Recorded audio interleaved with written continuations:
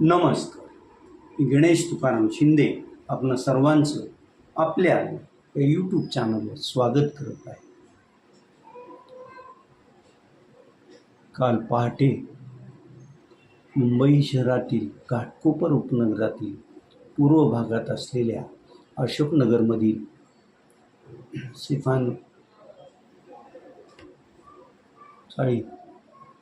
चाळीवर दरड कोसळली आणि त्यात काल सायंकाळी 7 वाजेपर्यंत 8 जणांचा बळी गेलेला होता.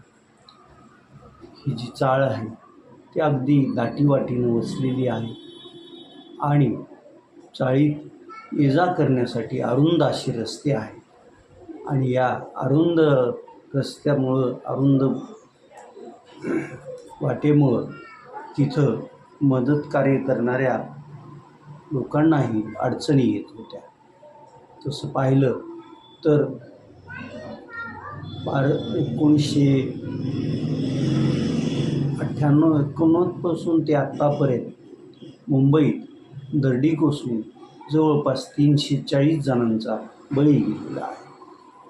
प्रशासन, राज्य सरकार पण सर्वांना कल्पना देतं की पावसाळा असला की दरडी कोसळण्याची भीती आहे, त्या डोंगराच्या आसपास वस्ती करू नका, घरं बांधू नका. परंतु अगदी मुंगीलाही पाऊल ठेवण्यास जागा नसलेल्या मुंबई महानगरात मग लोक मिळेल तिथं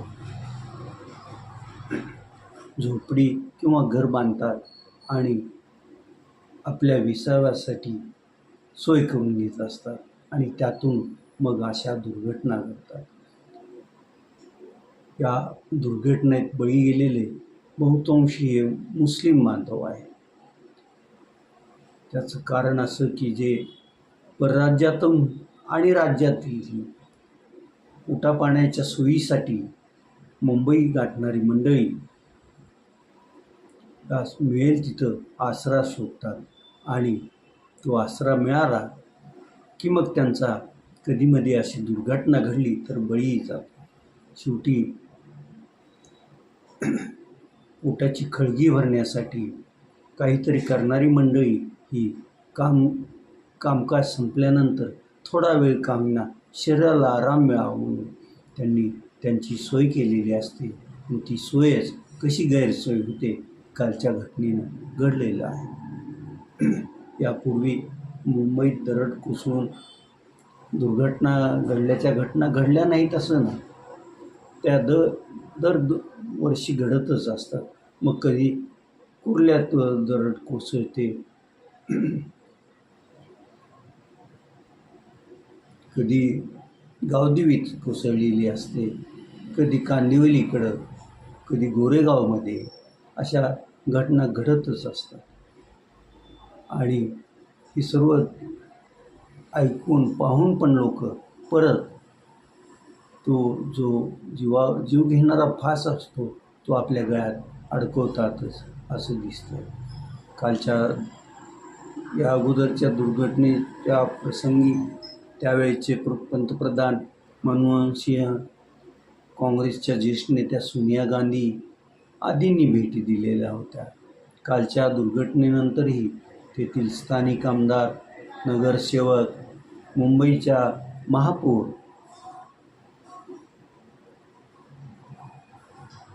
नीतू तावडे,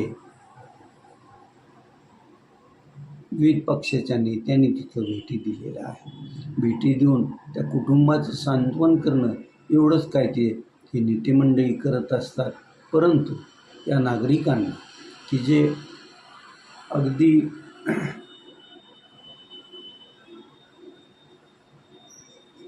धोकादायक ठिकाणी राहतात त्यांना बाबांनो तुम्ही इथं राहू नका असं सांगत नाहीत. कारण शेवटी राजकारण्यांचा विषय असतो तो मतापुरता. मग आपला मतदार कुठं करायला त्यांना त्याचं काही देणं घेणं नसतं. आणि त्यातून मग काही जणांचं एकत्र येऊन कधी डोंगरावर, कधी डोंगराच्या पायथ्याला, डोंगराच्या मध्ये झोपड्या किंवा घरं बांधतात आणि तिथं ते राहत असतात. या लोकांबरोबरच जे भूखंड माफिया आहे ते पण जागा हेरतात. तिथं मग तात्पुरतं असं काही शेड वगैरे मारतात आणि ते चक्क विकतात पण. असं मुंबईत घडत असतं. मुंबईतच नाही तर ते थेट आता धाराशिवपर्यंत पण येऊन पोचलं आहे.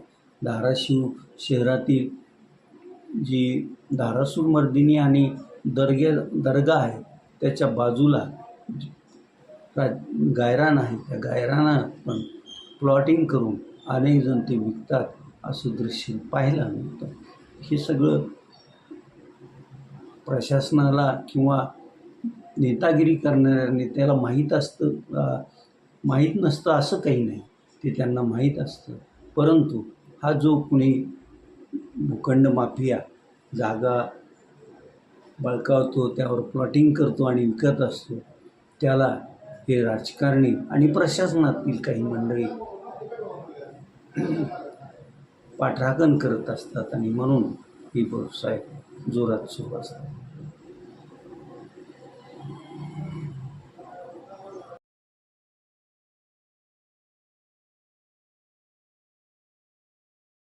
भारत देश हा जगाला अचंबित करणारा असाच देश म्हणून ओळखला जातो आणि तसं आपल्या देशात असतं पण. मग इथं हिमालयाचा काही भाग असतो की जो त्याची शिखरं अनेकांना खुणावत असतात. तर कधी संत वाहणाऱ्या तर कधी रौद्र रूप धारण करणाऱ्या नद्या पण भारतातच पाहायला मिळतात. भारतात अगदी गुहेत वगैरे राहणारी मंडळी पण आहेत आणि चंद्रावर पाऊल ठेवणारे पण भारतीय आहेत. हे नाकारता येत नाही. तर हा विषय आपण आज का काढतोय तर भारतातील राजस्थान राज्यातील जेसलमेर जिल्ह्यात असलेल्या पोखरण या तालुक्याच्या याच्यात भादारिया हे एक गाव आहे आणि या गावात अगदी भूपृष्ठाखाली 16 फूट अंतरावर एक मोठी लायब्ररी आहे. त्या लायब्ररीत 10 लाखाच्या आसपास पुस्तकं असल्याचं सांगितलं जातं आणि ही लायब्ररी त्या भादारिया गावातील भादरिया माता मंदिराच्या खाली आहे. त्या लायब्ररीत अनेक जण भेट देत असतात, वाचनाचा आनंद घेतात. एकावेळी 2 ते 3 हजार लोक त्या लायब्ररीत बसून वाचन करतील अशी तिथं व्यवस्था आहे. वाळवंटग्रस्त राजस्थानमध्ये उष्णता भरपूर असते, परंतु जमिनीखाली 16 फुटावर असलेल्या या लायब्ररीत मात्र अगदी एसीलाही लाजवेल अशी थंडाई वाचकांना लाभत असते आणि त्यामुळंच मग वाचकांचा ओढा त्या लायब्ररीकडे असतो. त्या लायब्ररीत धार्मिक, ऐतिहासिक, भूगोल, कथा, कादंबऱ्या, ललित लेखांची पुस्तकं आणि वैज्ञानिक पुस्तकं पण आहेत आणि त्यामुळंच या लायब्ररीकडं अनेकांचे पाय ओढले जातात. तर या लायब्ररीचा एक व्हिडिओ आपण यासोबत जोडत आहोत. दुनिया की सबसे मशहूर लाइब्रेरियों के बारे में आपने जरूर सुना होगा। ऑक्सफोर्ड की बोडलियन लाइब्रेरी, ब्रिटिश लाइब्रेरी और अलेक्जेंड्रिया लाइब्रेरी। लेकिन आज मैं आपको उस लाइब्रेरी के बारे में बताने जा रही हूँ जो ना आसमान को छूती है ना पानी पर तैरती है। ये तो राजस्थान की धरती के सीने में 16 फीट नीचे सांस लेती है।